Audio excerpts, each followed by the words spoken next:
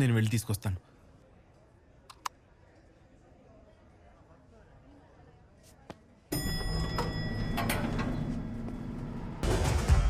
ఎలా ఉంది ఇప్పుడు మీకు?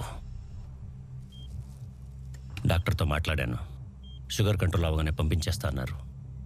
రెస్ట్ తీసుకోండి. ఆది, నువ్వు ఏ సమస్యలో ఉన్నావో నాకు తెలీదు. దానికి నా కొడుకే కారణమైతే తప్పకుండా నిన్ను అందులోంచి బయట తీసుకొస్తాడు.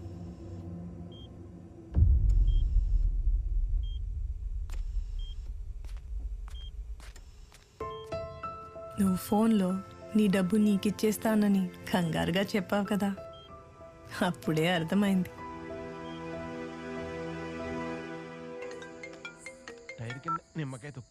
హలో సార్, చెప్పండి.